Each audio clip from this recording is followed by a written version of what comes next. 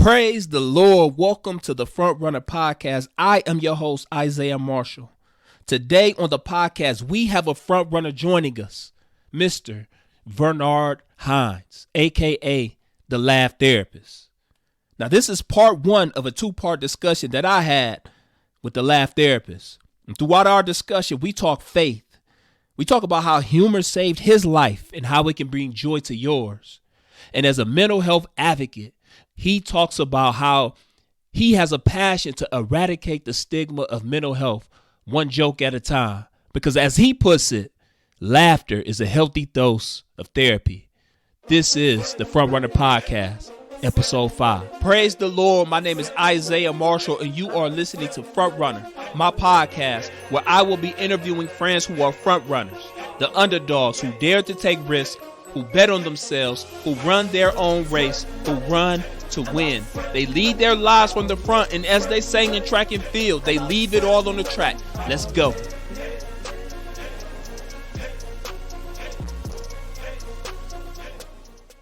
Praise the Lord. You are here at the Front Runner Podcast. I am your host, Isaiah Marshall, and we have a very special guest with us today, Mr. Vernard, the Laugh Therapist. Hines, thank you for joining us today. Man, thank you for having me, and thank you for saying my name right. People always call me the Laugh Doctor and all this other good stuff. Appreciate you calling me the Laugh Therapist, brother. Yeah, you're welcome, man. I just appreciate you coming on. One of the things I remember, and we were kind of talking about this, prior to us kind of getting on, but I remember a couple of years ago working for the Fellowship of Christian Athletes, and we had a conference for those who serve on college campuses. Mm-hmm. And FCA brought you in to come and share with us. And I was just taken aback and, just the way you navigated humor, and you blended faith and humor and just mental health awareness as well. And I'm like, man, that's a powerful thing, because it's such a powerful and such a hard topic, but you use and incorporated humor. And so my prayer is that, as we have a discussion, and that those who are listening can be blessed and just edified through our discussion. But one of the things that I wanted to do first is I wanted you to just share your story of who you are, where you're from, your upbringing, and those type of things, so that, we can get to know you a little bit more. All right. Well, first of all, my name is Vernard Hines, a.k.a. the Laugh Therapist. I'm a clean comedian. Hey. Okay, I'm clean. I have to say that. I have no problem with my other brothers that's, doing it, but I just want to let folks know who I am. I'm a 20-year Army veteran. I retired. I served 2 tours in Iraq, my 17th and my 19th year. Now, I don't know why they sent me my 17th and my 19th year. I don't know if they was not trying to give me my check. Hopefully I go... No, you're going to give me my check. So they sent you at the latter part of your at career. The latter part. You're supposed to send me when I'm 18 years old. You know what I'm saying? I'm ready to go at 18 and 19 and them last couple of years, I'm ready for the check now. I'm ready for the check.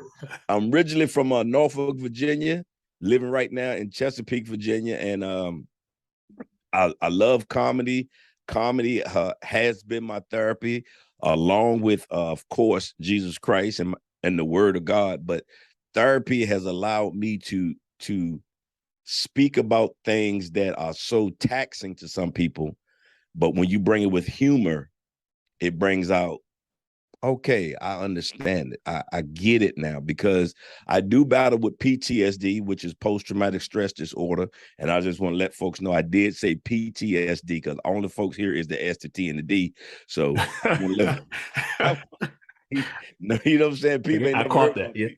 People ain't never heard about PTSD, and then as soon as you say it, he got an S? No. I battle with PTSD, which is post-traumatic stress disorder. Yes, but what I call it, sir, I call it processing traumatic situations differently. And I had my own podcast called PTSD, Processing Traumatic Situations Differently, because everybody processes trauma totally different.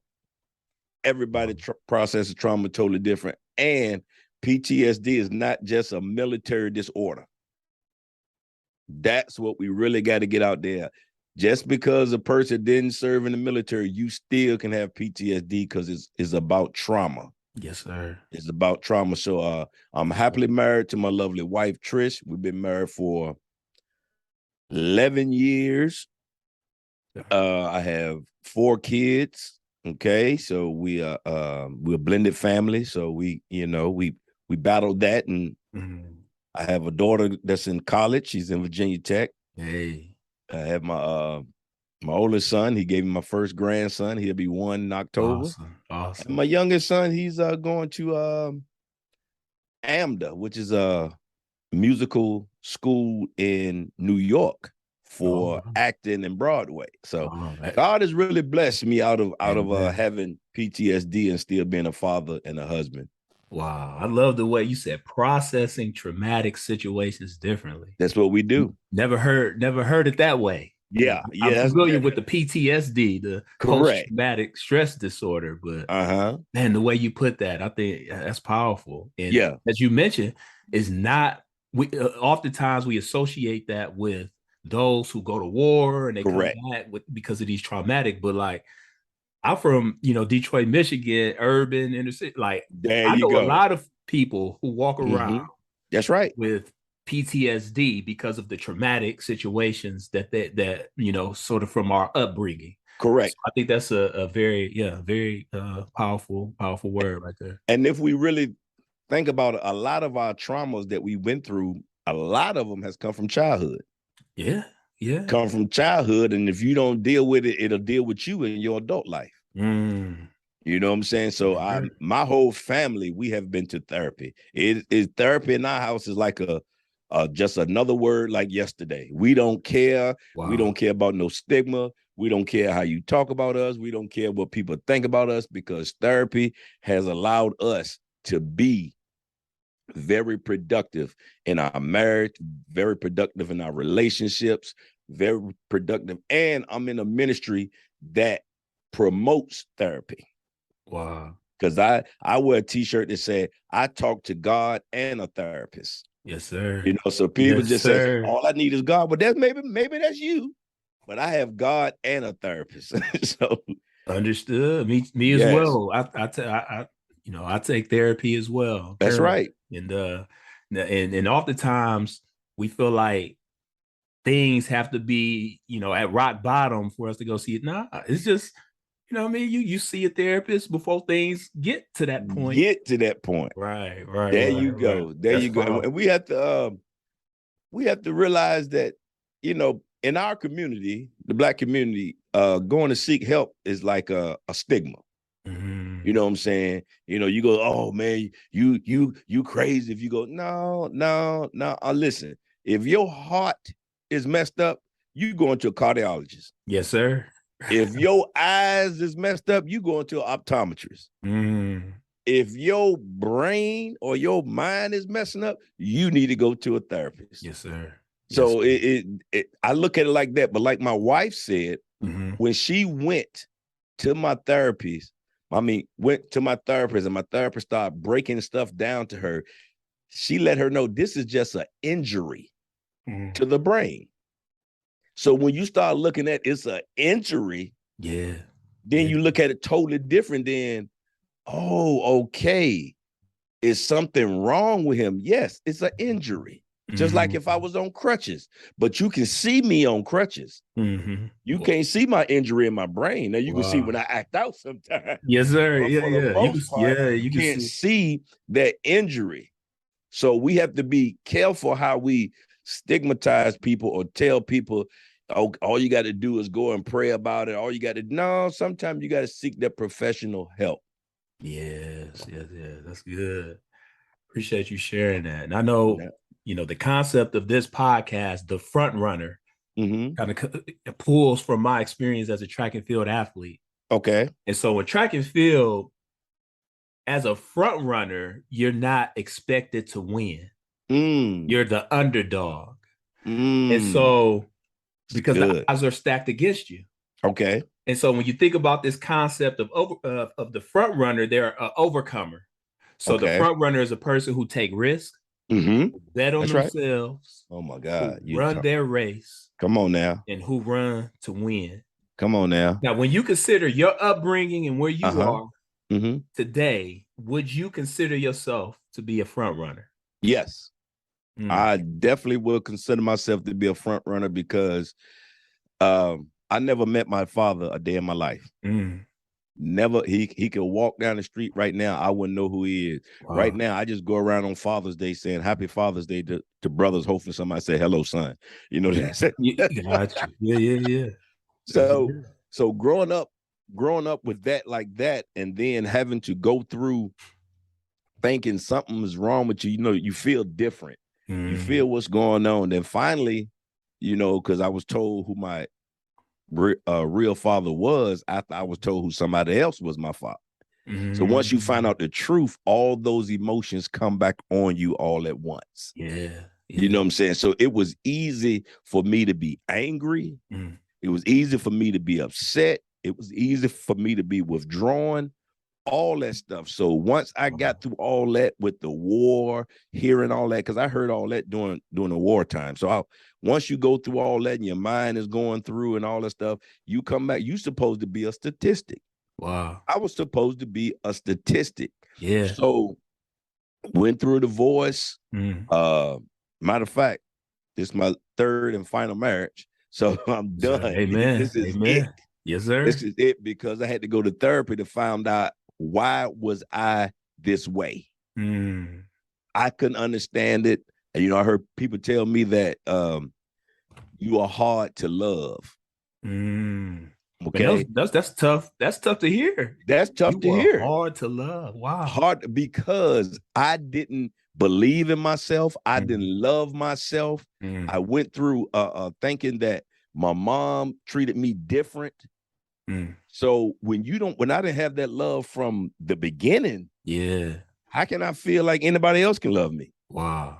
You know what I'm saying? So once I went to therapy and started breaking down those walls and start breaking, I am somebody. I am somebody. I can do this. I can do. So being in the military, you really never think for yourself. No, you don't. They tell you where to go. They tell you how long you're going to go. They tell you what you're going to eat. So it is like you are being trained to a point that because this is not like a regular job. You're going to war. This is a life and death thing. Yeah. So I come back, went through a divorce, and got married again. But I was in my therapy stage and realized that I need to do something else with my life, because I worked for the government for 12 years. So I retired, worked for the government. I never gave my brain time to relax from the military. So as a front runner, I took a leap of faith and left my government job making great money. Wow. Great money. Left my government job 6 months before COVID hit. Really? I had left my job to go comedy full time, and then COVID hit. Everything dried up. Wow. And I had to trust God, because right then felt like a failure again. I didn't hear from God. Oh my God, I can't believe this. But my wife, who the military called my caregiver, I call her my partner in recovery. Okay. Yes, she is my part, because when you say caregiver, that means I don't have to do nothing. That means she has to do everything because she's caring for me. Wow. But when you say partner in recovery, it changes the language and it changes what each person has to do. That means I have to go to my therapy appointments. I have to take my meds. Yes, I do take anxiety meds. Yes, I do take antidepressants. I am not ashamed to say it. So it makes me do my part, because this is a partnership. So I truly believe, yes, I should have been a statistic, but I thank God that what God has blessed me to have my own podcast, my own Facebook Live talking about PTSD and processing traumatic situation differently. I'm like, okay, God, all I went through, it really wasn't for me. It was for the glory of someone else. I mean, it was your glory to help someone else. Yes, sir. And that's powerful. And I see you and your bride on Facebook and doing things together, man. Yes, we do awesome. our videos. We do our videos together, and it's amazing how that came up. That came up because when COVID hit and we couldn't go nowhere, my wife was a stay-at-home mom, so she always had a routine. Okay. I didn't have no routine. You know what I'm saying? I'm used to going to work. Now I had no work. I'm sitting at home. I'm getting mad because she vacuuming. That's her routine. That's what she So I felt like I don't have anything to do. So as you said, don't wait till it get to rock bottom. I went and talked to my therapist. I said, listen, I'm stagnant right now. I'm stagnant. I don't feel like I'm bringing anything. I don't feel like me and my wife connecting. She said, I can't tell you what to do on that. You're going to have to figure out what you have to do to make y'all connect. Wow. We started doing the videos. And when we started doing the videos, we started connecting because we was together. You know, COVID, you was with your spouse 24/7. 24/7, yes, sir. Like, hey, do you like me or do you like me or don't you like me? Yeah. I don't have the statistics in front of me, but I'm pretty sure like it was a whole lot of issues went up, you know, during that time. Yes. So that made us talk, that made us be more because I met my wife in the comedy club, so we both comical. So it made us come together, and that's been going strong for almost 3 years. We've been featured on the local news station down here. It's just a blessing that God share that together. Yeah, and we can share that together. That's awesome. You know, so it's just truly been a blessing. So being, as you say, yes, could have easily been a statistic, growing up with a stepfather who didn't really care nothing about you. You know what I'm saying? It's always about him and nothing about you, and really didn't. The only thing my stepfather ever did that was worth 5 cents. He told me to join the military. Really? And the only reason he did that because he didn't want to pay for my books in college. Wow. Or he didn't want to pay. I had a half a scholarship, and he didn't want to pay for the other one. He was like, nope, you need to go in the military. That was the best decision I ever made. Best decision. Wow. That's the best. Going in the Army was even though the Iraq, the PTSD, I still say that was the best decision I ever made. Man. And I tell any young man or any young woman, if you don't have a plan right now, yes, sir. If you go in the military, I would say Air Force now, that's just me.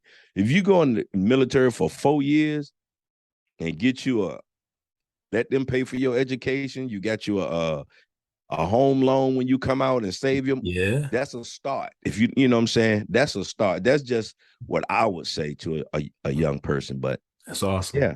Front runners, man. You don't know this, but I'm a chaplain in the Air Force Reserve. Come on now. So I'm biased. I would say Air Force as well. I would say Air Force too. And I'm Army retired. I'm just saying. Yes, that's just real. Hey, if one of my kids was going to the military, I would tell him try the best to go to Air Force. Hey. You know, I mean, because I wasn't smart enough to go to Air Force. I couldn't pass that test. That test was hard for me.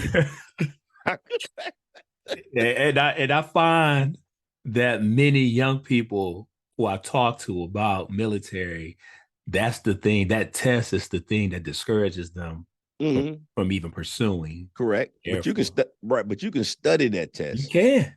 Yeah, I mean, that's the key. You can study. There's so many, things out here now to help you study to get to where you're going. So yes, sir.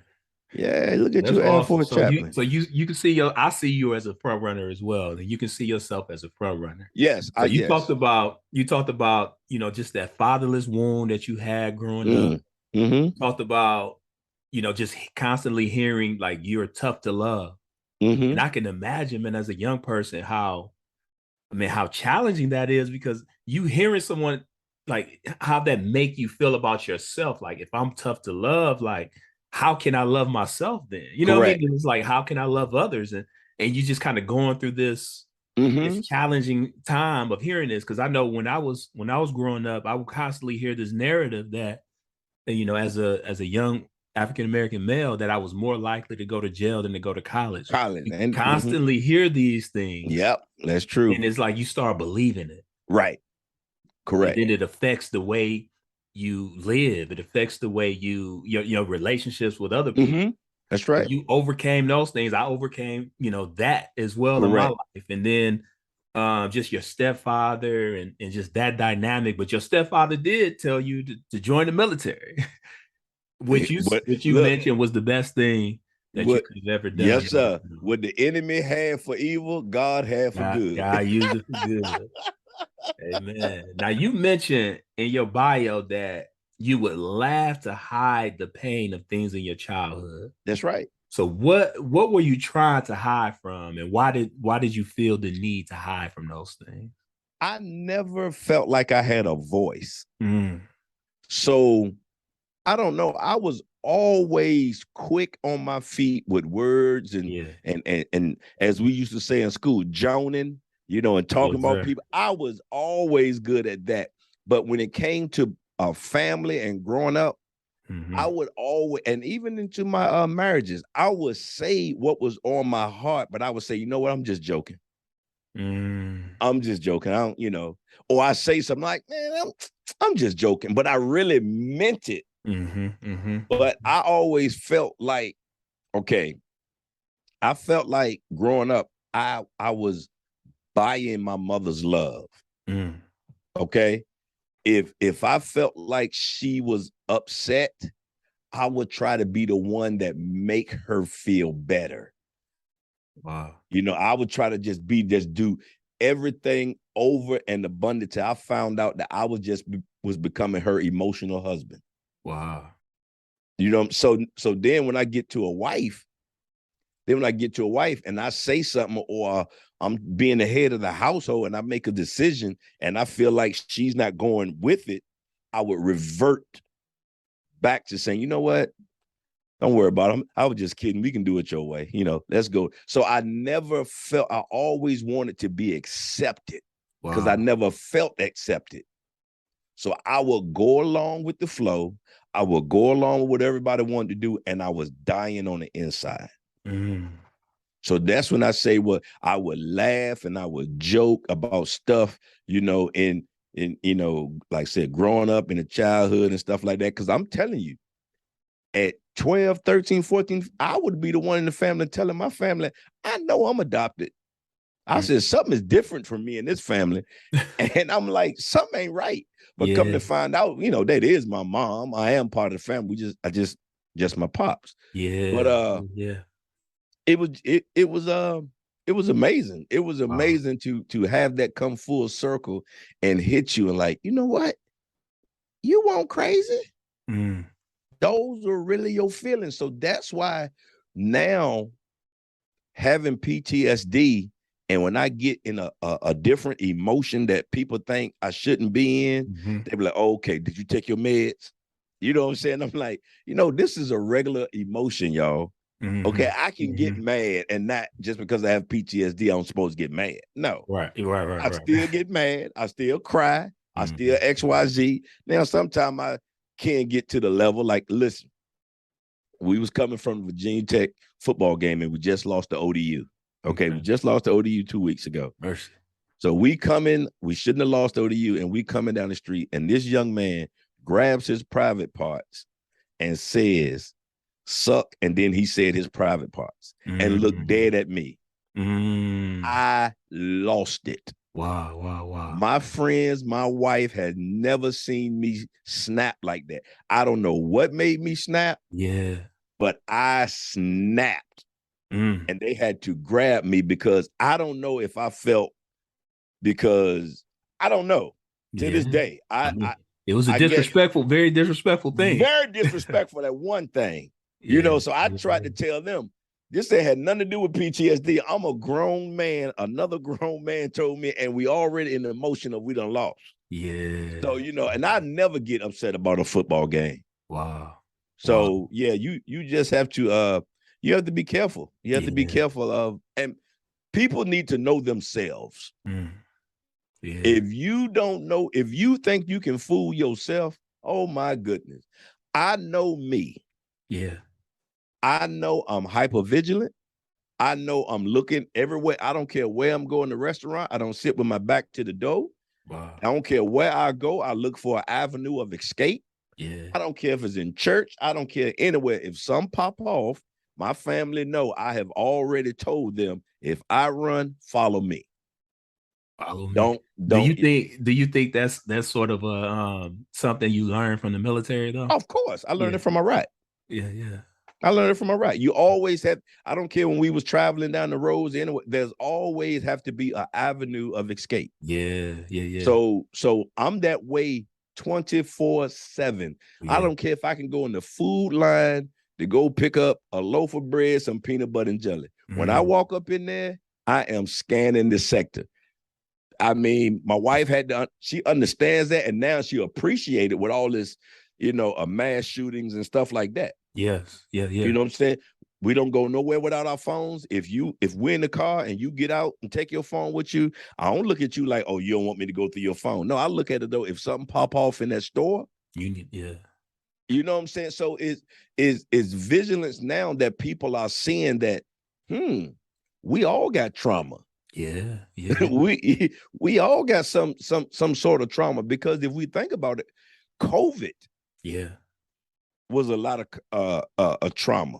For sure. And people had to readjust, because my daughter, she didn't have a junior year or a senior year of high school. Man. She struggled her first year of college because they went in class. She said, Dad, I haven't been in class in 2 years. 2 years, man. Yeah. So now I'm in this here. I got to listen to this professor. So I'm mad, yeah. Was somebody else's trauma, and the way they process it, I process mine through comedy and laughter. Yes, sir. Another person might process theirs through art. Yeah. But I used to process mine through alcohol. You see what I'm saying? So I used to process mine through alcohol. That would numb me. Wow. It would numb me to my senses, to my emotions. So it's like the more I drank, it seemed like the further I got away from it. It's like hiding again. You know what I mean? There like you trying go. to hide. There you go. But at the end of the day, you can't hide forever. You cannot hide alcohol gonna wear off.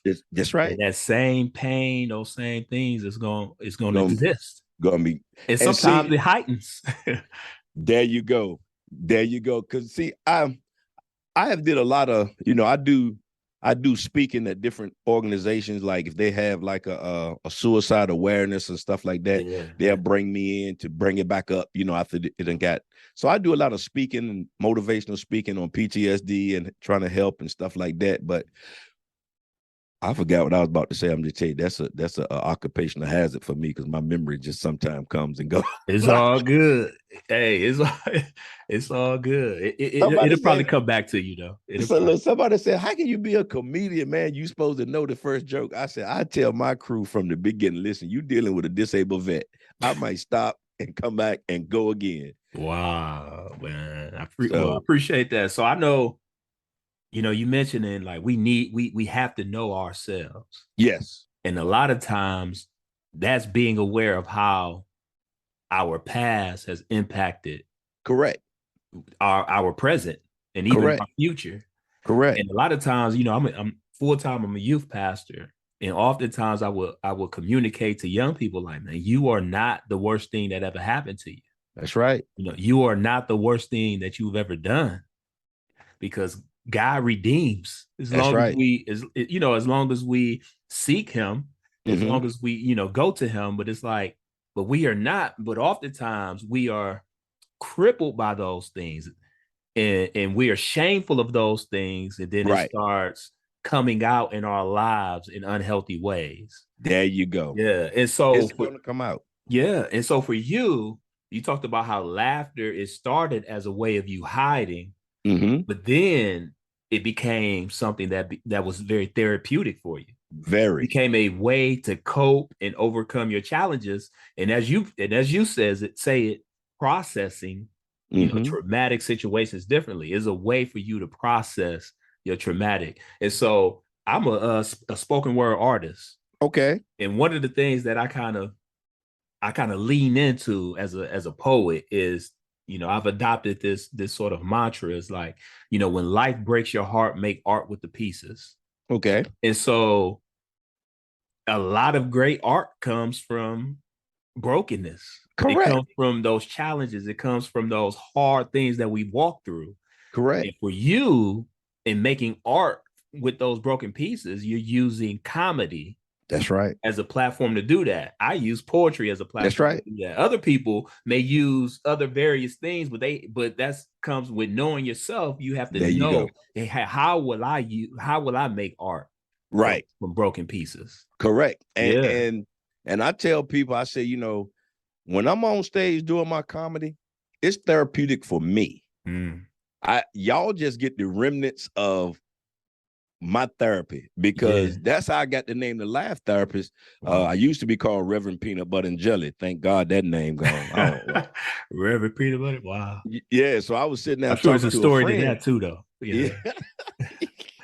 So my friend was sitting down. We was brainstorming. I was like, "Look, man, Reverend Peanut Butter and Jelly can't go everywhere.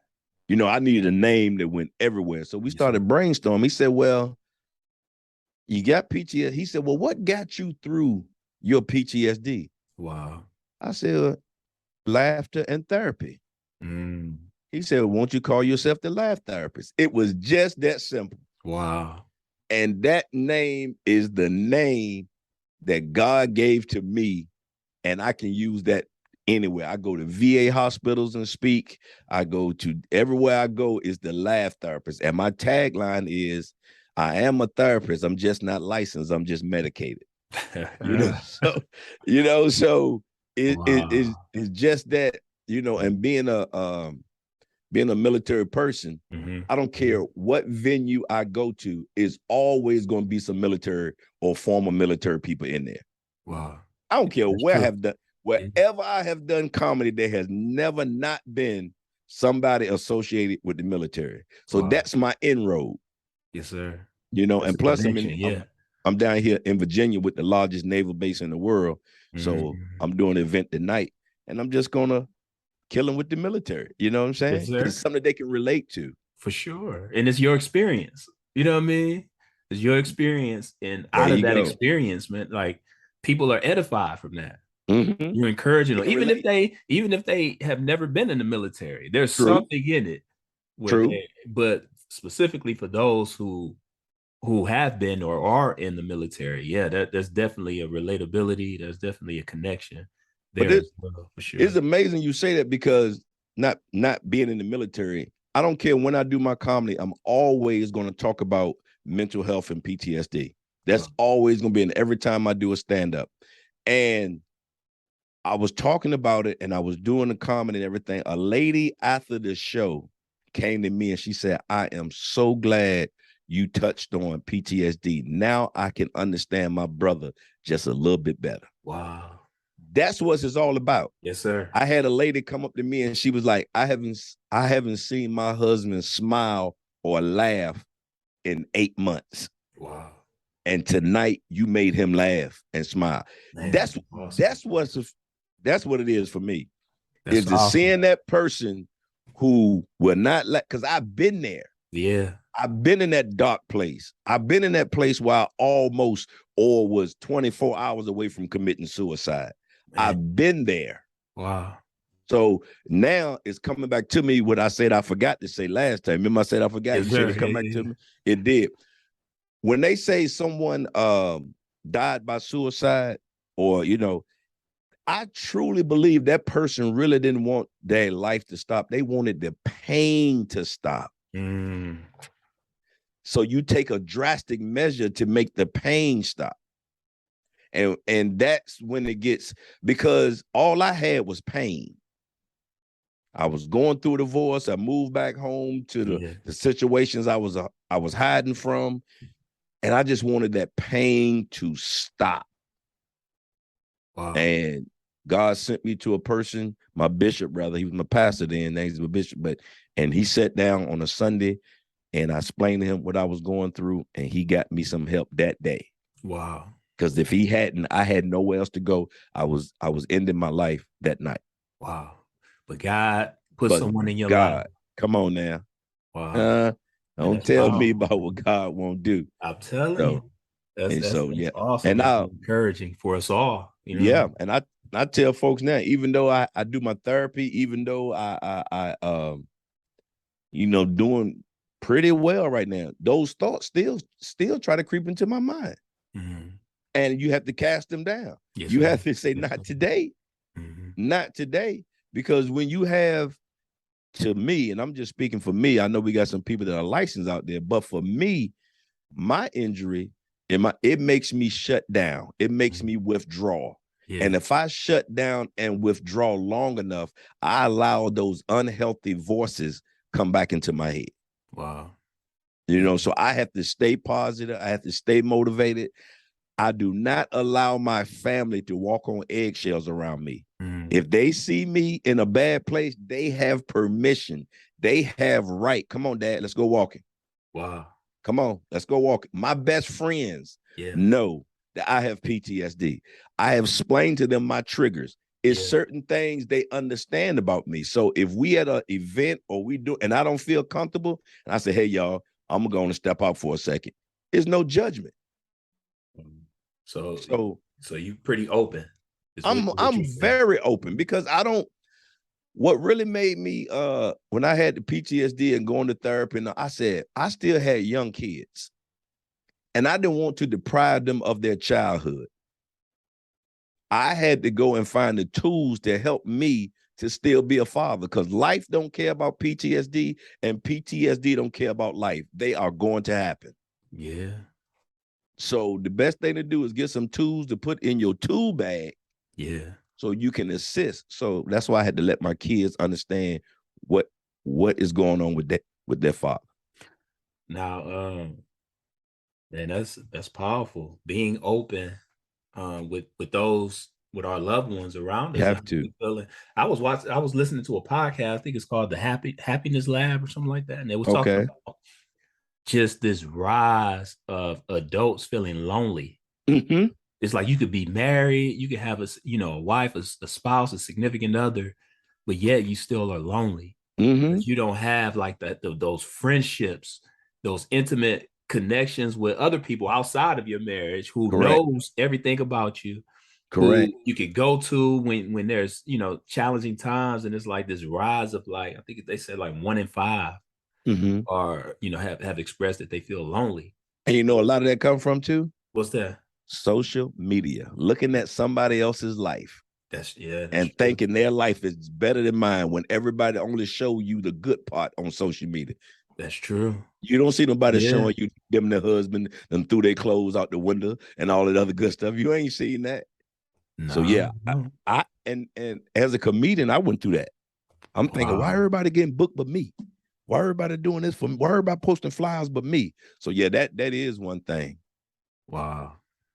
Yeah, and I can see that even with young people, like, oh yeah, our relationships are a lot of times on the screen. Like, we don't, we're not present and in the presence of other people navigating our relationships, but we're texting even, or we're on social media, Instagram, putting videos out and DMing people, you know what I mean? But it's like, it's not that face-to-face interaction. And then it's this other idea of, when you talk about being open about our challenges, it's like, we don't want to share with other people that we feel lonely. Correct. We don't want to be vulnerable. We don't want to be vulnerable, but that's so important. Right. That is truly important.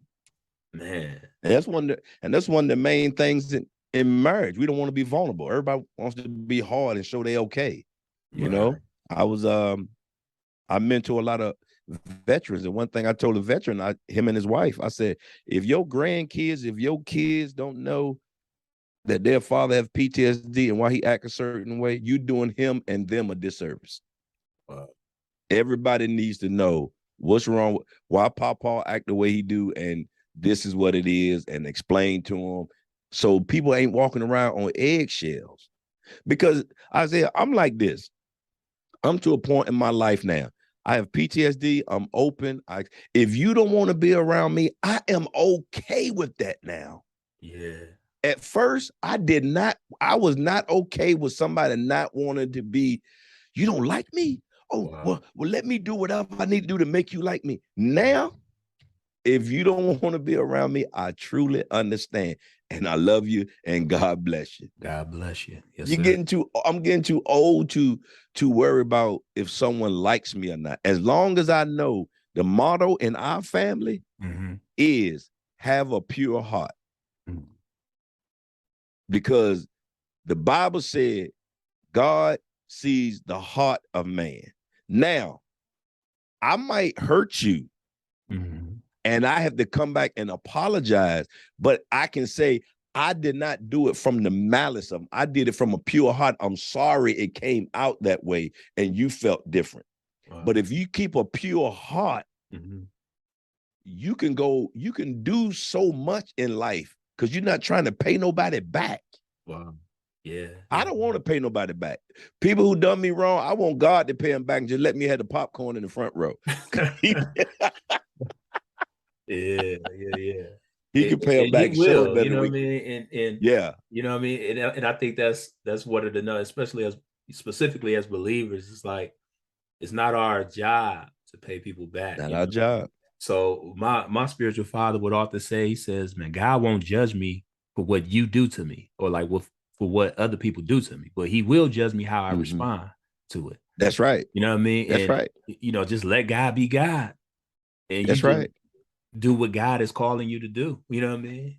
And that is so true. That's why I had to, that's why when I snapped, I had to apologize to them. You know what I'm saying? It was humbling, but I had to apologize. That was, you know, I put everybody at risk.